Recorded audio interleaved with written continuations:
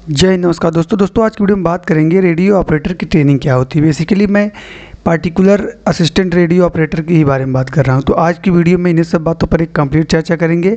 Channel पर नए हो तो सब्सक्राइब कर दीजिए। चलिए दोस्तों वीडियो स्टार्ट करते हैं। सबसे पहले मैं आपको ट्रेनिंग सेंटर के नाम बता देता हूँ, कहाँ पर ट्रेनिंग इसके होते हैं असिस्टेंट रेडियो ऑपरेटर के। PTC Moradabad, PTC Sitapur, PTC Gorakhpur, PTC Unnao, PTC Meerut, PTC Chunar या मिर्ज़ापुर, PTC जालौन और PTC सुल्तानपुर। टोटल 8 स्थानों पर या 8 जगहों पर 8 ट्रेनिंग सेंटर पर इसकी ट्रेनिंग होती है। अब एक एक करके हम सब कुछ डिस्कस करेंगे। रेडियो डिवाइस ट्रेनिंग क्या होती है, जंगल भी होती है, फायरिंग, फॉरेंसिक ट्रेनिंग सेंटर कहाँ पर है, मॉर्स ट्रेनिंग क्या होती है जो बेसिकली सबसे ज़्यादा इंपॉर्टेंट होता है। और इसके बाद दोस्तों ट्रेनिंग के समय आपको सैलरी क्या मिलती है, कुल कितनी छुट्टियाँ होती हैं, ट्रेनिंग के रूल क्या हैं, जॉब प्रोफाइल सब कुछ मैं बताऊँगा।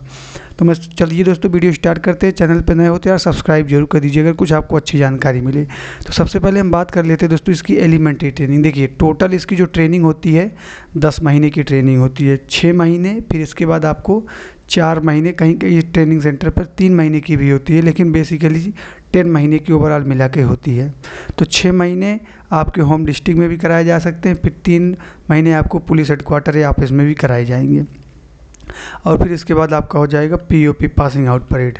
तो हम शुरू से बात कर लेते हैं आमद से लेकर सब कुछ। देखिए जैसे आपने एग्ज़ाम क्वालिफाई कर लिया तो आपको मिलेगा ज्वाइनिंग लेटर, और उस ज्वाइनिंग लेटर को आपको जहाँ भी ट्रेनिंग सेंटर अलॉट किया जाएगा आपको वहाँ पर जाना पड़ेगा। वहाँ आप जाएंगे तो सबसे पहले आप अपने आप को आमद कराएंगे। आमद मतलब अपने आप वहाँ पर हाजिर कराएंगे, सारे डॉक्यूमेंट वगैरह वेरिफिकेशन सब कुछ करा लेंगे। जैसे ही डॉक्यूमेंट वेरिफिकेशन सब कुछ आपका हो जाएगा तो आपको एक हॉस्टल या टोली नंबर अलॉट कर दिया जाएगा, जिसमें बहुत से स्टूडेंट रहेंगे, 20-20, 15-15 के टोली रहेगी, और उस टोली के हेड कोई बना दिया जाएगा। ठीक है, अब इसके बाद वह क्या करेगा, अपनी टीम या टोली को पूरा लीड करेगा, और आपको फिर अपने उस्ताद से मिला दिया जाएगा।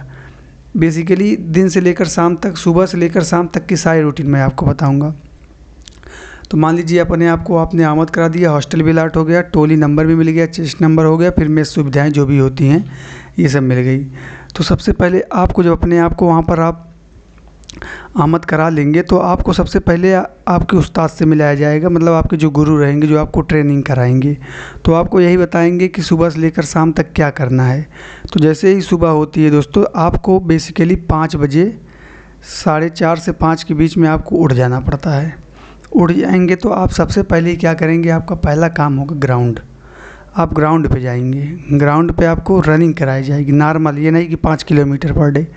आपको एक नॉर्मली रनिंग कराई जाएगी 2 से 1.5 किलोमीटर के राउंड, या कहीं कहीं 3 से 4 किलोमीटर, ये आपके उस्ताद के ऊपर डिपेंड करता है। फिर आपकी होगी PT वगैरह। फिर दोस्तों आप आएंगे अपने हॉस्टल में, वहाँ पर खाना खाएंगे, क्योंकि देखिए इसमें नाश्ते का कोई प्रावधान नहीं रहता है।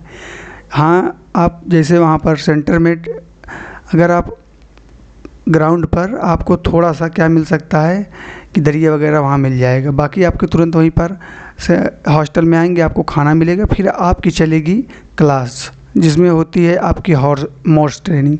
मॉर्स ट्रेनिंग बेसिकली कुछ नहीं होता है, ये एक डिवाइस जो होता है उसकी कोडिंग लैंग्वेज सिखाई जाती है। जैसे मान लीजिए ABCD है, A उसका डॉट क्रॉस सब कुछ दे दिया, फिर इसके बाद आपको XYZ की वैल्यू पूछेगा। तो इस तरीके से आपको वो एक कोडिंग डिकोडिंग का बेसिकली मॉर्स ट्रेनिंग होता है। अब इसके बाद 2 बजे तक क्लास चलेगा। समझ लीजिए एक चीज़, जैसे ही आप 2 बजे तक क्लास चलेगा, फिर इसके बाद आप क्या करेंगे, आएंगे अपने हॉस्टल में आने के बाद आप क्या करेंगे, फिर वहाँ पर आपको खाने पीने का जो भी सुविधा होगा, जैसे भी होगा, एक कप या टी जो भी मिलेगा आपको मिल जाएगा।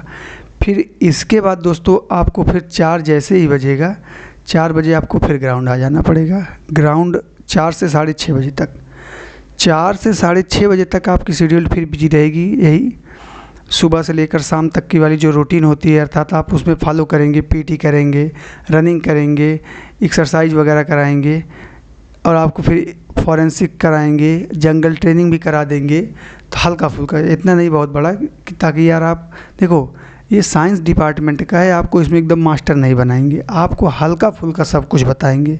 इसके बाद आपको दोस्तों हफ्ते में 2 दिन फायरिंग होती है।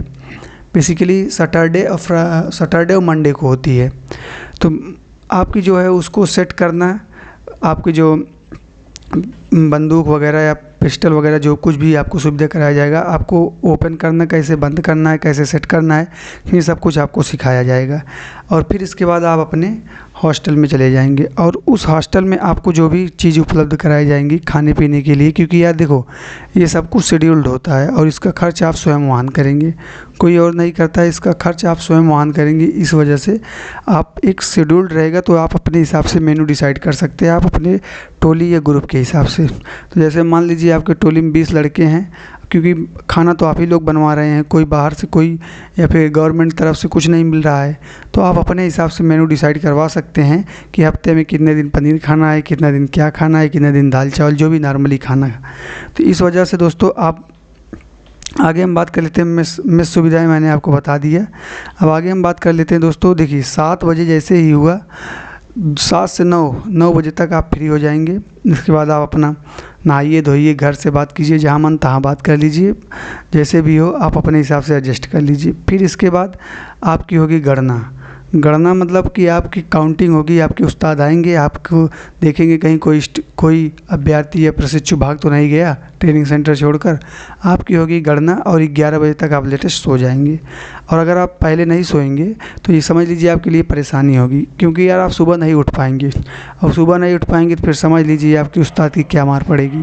अब आगे हम बात कर लेते हैं दोस्तों इसकी ड्रेसिंग क्या क्या होती है। देखिए इसकी जो ड्रेसिंग मिलेगी आपको, 2 टी-शर्ट मिलेगी, 2 लोअर मिलेगी, 2 खाकी ड्रेस मिलेगी और आपको पी कैप मिलेगा।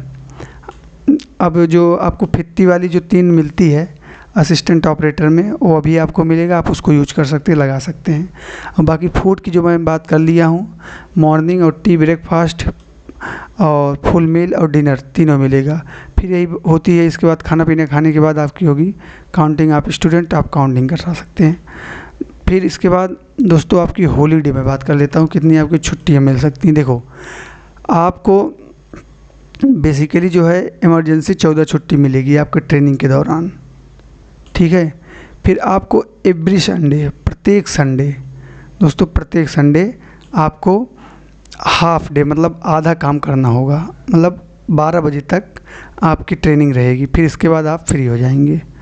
और 27 days of the training 10% of the training, मतलब 27 टोटली इमरजेंसी को सब कुछ मिला करके आपके पूरे ट्रेनिंग का 27 दिन आप छुट्टी ले सकते हैं, या ट्रेनिंग का जिसे कहते हैं 10% हो सकता है। टोटल एक्सपेंडिचर आपके ऊपर जो 1 महीने का खर्च आएगा लगभग 8 से 10,000 के राउंड आएगा।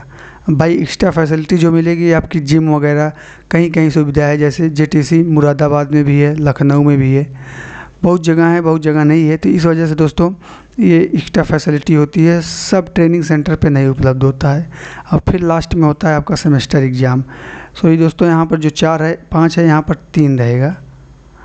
अब आपका लास्ट में होता है सेमेस्टर एग्ज़ाम, जो आपकी जैसे मान लीजिए आपकी ट्रेनिंग पूरी हो गई तो आपको वही जो आपको प्रशिक्षण के दौरान आपको हॉकी टॉकी जो भी यूज करना सिखाया गया है, बेसिकली मॉर्स लैंग्वेज या मॉर्स ट्रेनिंग जो कुछ भी सिखाया गया है उसी का होता है पेपर, और उसको आपको क्वालिफाई करना है। और जैसे ही आपको क्वालिफाई कर लेंगे, आप सब कुछ हो गया, 3 महीने की ट्रेनिंग पूरी हो गई।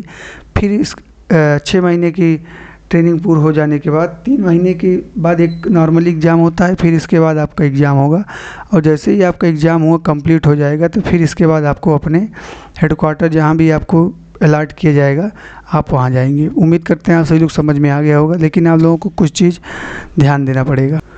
तो बेसिकली दोस्तों आप लोगों को ट्रेनिंग के दौरान ये ध्यान देना है कि आप लोग वहाँ पर अच्छे से ट्रेनिंग करेंगे ताकि आपको प्रमोशन हो जाए, और आप प्रयास करेंगे कि जो एग्ज़ाम होंगे उसमें आप अच्छे मार्क्स स्कोर करें। ये नहीं है कि अगर आपकी सिलेक्शन हो गया तो बस ट्रेनिंग से कोई मतलब नहीं है, या फिर आप केवल मज़े ले रहे हैं, ऐसा कुछ मत करिएगा। अच्छे से ट्रेनिंग दीजिएगा और ताकि आपके स्कोर हो जाए, आप वहाँ पर मेडलिस्ट रहें, और जब मेडलिस्ट रहेंगे तो आपके प्रमोशन जल्दी होंगे। ज़्यादा से ज़्यादा 3-4 साल या 5 साल के बाद आपको सब इंस्पेक्टर जैसी रैंक अलॉट कर दिया जा सकता है। तो इस वजह से आप अपनी ट्रेनिंग के दौरान ही फर्स्ट रैंक या रैंक होल्डर बनने का पूरा प्रयास करें। उम्मीद करते हैं सब कुछ समझ में आ गया होगा।